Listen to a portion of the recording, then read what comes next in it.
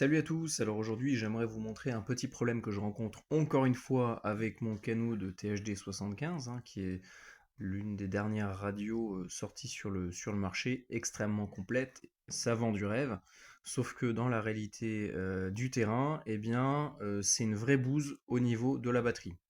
Alors que ce soit aussi bien au niveau de son autonomie, au niveau de sa consommation d'énergie, mais également au niveau de sa charge. Et là, c'est tout le problème d'aujourd'hui.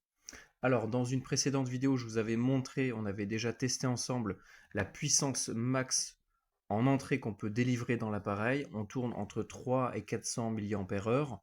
Autant vous dire que pour charger la batterie en entière, avec du 5 volts, alors qu'on est sur une batterie 7,4 volts, vous allez passer plus d'une quinzaine d'heures sans rigoler. Bien sûr, il faut que le poste soit éteint, sinon ça ne marchera pas, le poste ne chargera pas du tout. Et c'est le problème que je rencontre là depuis quelques temps. Et ça fait que le poste va planter. Donc là, en fait, qu'est-ce qui se passe? Je ne peux pas charger mon appareil, je ne peux pas l'éteindre et je ne peux pas m'en servir. Alors que ça fait 3 jours que le poste est branché sur une prise d'alimentation, parce que je m'en sers pour la PRS, eh bien la batterie s'est quand même vidée. Donc on voit que la consommation est supérieure à ce que le poste peut avoir en entrée. Ou alors il faut vraiment avoir un chargeur rapide avec un super bon câble. Bref, moi j'étais sur un chargeur d'à peu près 1 ampère.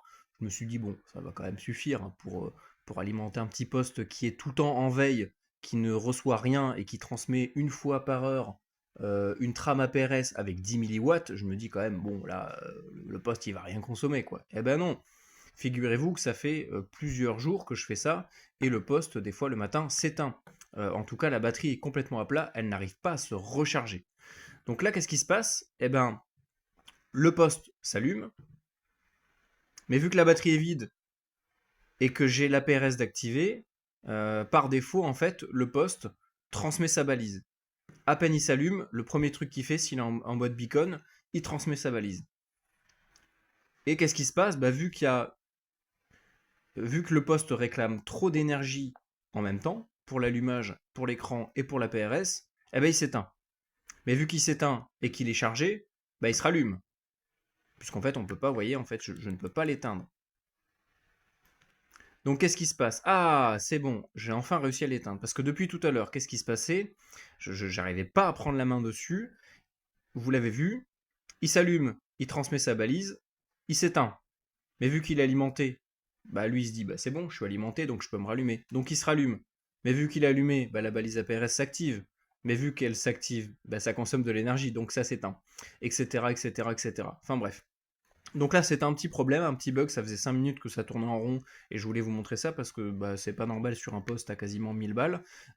Et surtout, pour l'utiliser en permanence, c'est extrêmement compliqué parce que il faut systématiquement tester les câbles, tester les chargeurs, se dire ok bon là alors c'est un chargeur assez puissant donc le poste ne va pas s'éteindre rapidement. Le truc c'est que même si on l'alimente sur secteur par la prise de 5 volts que tout le monde utilise aujourd'hui parce que voilà tout le monde passe par de l'USB-C, c'est le truc le plus universel qui existe. Et bien, malgré ça, sur le long terme, vous risquez d'avoir une décharge progressive de la batterie. Vous n'allez pas le voir parce que l'indicateur est juste à chier, je suis désolé, mais ça veut rien dire. Je sais pas combien de volts je suis. Est-ce que j'ai 5%, 10%, 15%, 20%? Je suis rouge, voilà. Il me dit je suis rouge.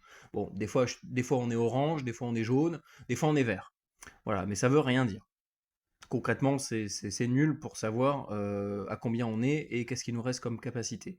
À savoir que si on s'en sert un petit peu en extérieur, je le prends à la ceinture 1 heure et demie, même si je ne reçois rien, je le mets pas en scan, je fais rien du tout, le fait de juste être en veille sur une fréquence, alors si vous activez la PRS, alors là laissez tomber, c'est même plus la peine, le truc il va consommer toute sa batterie d'un coup, et ça fait que on a un poste qui est quasiment inutilisable parce que l'autonomie est juste à chier. Voilà.